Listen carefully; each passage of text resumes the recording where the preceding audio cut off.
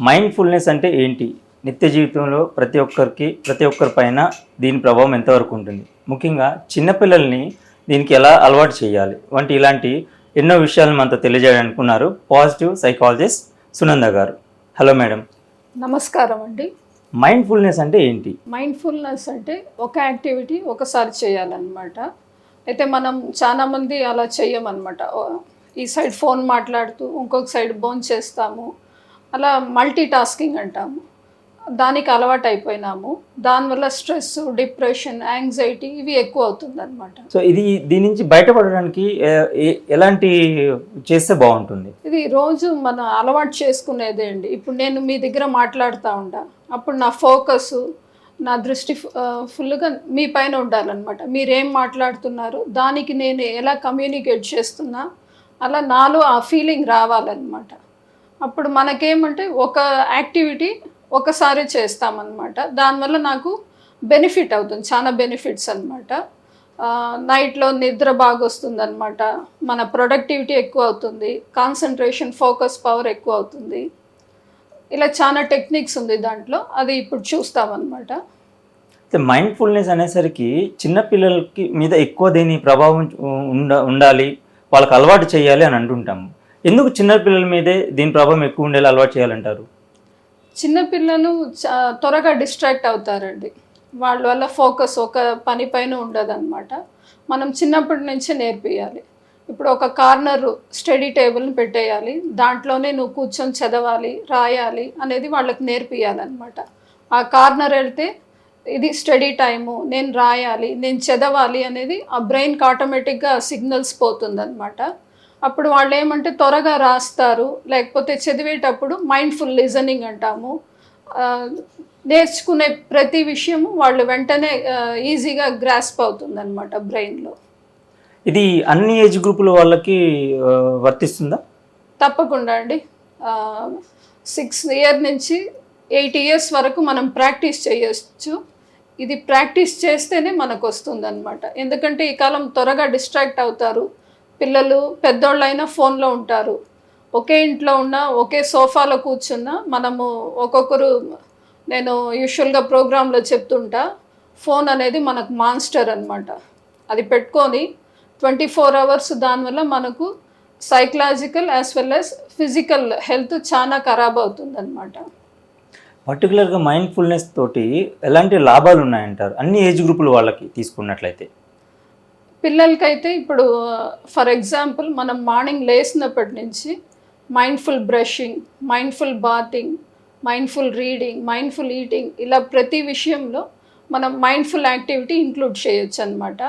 చిన్నపిల్లల నుంచి పెద్దోళ్ళు, ఏజ్ అయిన వాళ్ళు అందరికీ మనం ఇది అడాప్ట్ చేయొచ్చు అనమాట. జనరల్గా వర్క్ చేసేవాళ్ళు అంటే వర్క్ ప్లేస్లో వాళ్ళు ఆటోమేటిక్గా ఎంగేజ్ అయిపోతుంటారు. జాబ్ చేసేవాళ్ళు ఏ కైండ్ ఆఫ్ జాబ్ అయినా కూడా వాళ్ళు అందులో ఇన్వాల్వ్ అయిపోతుంటారు కాబట్టి ఓకే. చాలా అంటే కొంతమంది రిటైర్డ్ అయిన ఎంప్లాయీస్ ఉంటారు, అలాగే వర్క్ లేని వాళ్ళు ఉంటారు. వీళ్ళు డిస్టర్బ్ కాకుండా, చెడు ఆలోచన బ్రెయిన్లోకి రాకుండా ఎలాగో వీళ్ళు ప్రాక్టీస్ చేస్తే మంచిది అంటారు? మంచి క్వశ్చన్ అండి ఇది. రిటైర్డ్ అయిన వాళ్ళైతే ఇంట్లో కూర్చొని ఓవర్ థింకింగ్, అలా ఫ్యూచర్ ఏమవుతుందో ఆఫ్టర్ రిటైర్మెంట్, అలా థింకింగ్స్ వాళ్ళకు వస్తుందన్నమాట. అది రాకుండా వాళ్ళు కొన్ని యాక్టివిటీస్, వాకింగ్, మైండ్ఫుల్ వాకింగ్ చేయొచ్చు, మైండ్ఫుల్ మ్యూజిక్, పాటలు వినొచ్చు. దాంట్లో ఏం వర్డ్స్, రాగాలేంటి, ది ట్యూన్ ఏంటి, అలా ప్రతి ఒక్కటి వాళ్ళు అబ్జర్వ్ చేయాలి. మళ్ళీ మైండ్ఫుల్ ఈటింగ్, ఈ కాలంలో అందరూ చిన్నపిల్లలకు కూడా జబ్బులు వస్తుందన్నమాట. దానివల్ల మైండ్ఫుల్ ఈటింగ్ అంటే నేనేం తింటున్నా, ఆ ఫుడ్ కలర్ ఏంటి, మనలో ఎవరు ఇది పాటించము అనమాట. ఫుడ్ పెట్టిన వెంటనే మొబైల్ చూస్తా ఇంకొక సైడ్ తింటూ ఉంటాము, ఇంకొక సైడ్ పిల్లలతోనో మన పార్ట్నర్తోనో మాట్లాడతాము, మళ్ళీ వేరే ఎవరైనా బెల్ రింగ్ చేస్తే అది అటెండ్ అవుతాం. అలా మల్టీ టాస్కింగ్ ఉంటుంది. అలా లేకుండా నేను తినేటప్పుడు బ్రీత్ ఇన్ బ్రీత్ అవుట్ చేయాలి 3 సార్లు. దాని తర్వాత ఏదైనా మనం ఏ రిలీజన్ ఉన్నా ప్రేయరు ఒక 2 లైన్స్, అన్నపూర్ణి శ్లోకాల మన హిందూస్ అయితే మనం చేస్తాం కదా, అది చేయాలి. దాని తర్వాత ఏ కలర్ ఫుడ్ ప్లేట్లో ఉండేది, ఏ కలరు, దాని టెక్స్చర్ ఏంటి, దాని ఫ్రాగ్రెన్స్, అరోమా అంటాం కదా, అది ఏంటి, మళ్ళీ ఏమేమి ఐటమ్స్ పెట్టిండారు ప్లేట్లో, ఆ కలర్స్ ఏంటి అన్నీ అబ్జర్వ్ చేశాక ఆ బ్రెయిన్కి కాసేపు అవుతుంది ఆ సిగ్నల్ వెళ్ళే వరకు. అది మనము వెయిట్ చేయాలన్నమాట. అలా లేకుండా బిర్యానీ ఓపెన్ చేసామా, నేను ఫుల్ తిన్నాను, ఆ ప్యాకెట్ అంతా పడేసాను, అలా ఉంటే obesity, diabetics, BP, high BP ఇవంతా చాలా వస్తుందన్నమాట. ఈవెన్ జబ్బు వచ్చిన వాళ్ళు కూడా క్యాన్సర్ పేషెంట్, హార్ట్ పేషెంట్ వీళ్ళంతా వాళ్ళది తగ్గించుకోవచ్చు, ఆ పెయిన్ రిలీఫ్ అవుతుందన్నమాట మైండ్ఫుల్ ప్రాక్టీస్ చేస్తే. ఇది రోజు మనం ప్రాక్టీస్ చేయాలి. ఒకరోజు రాదు, లేకపోతే ఇప్పుడు ఈ ప్రోగ్రామ్ విన్న వెంటనే రాదనమాట.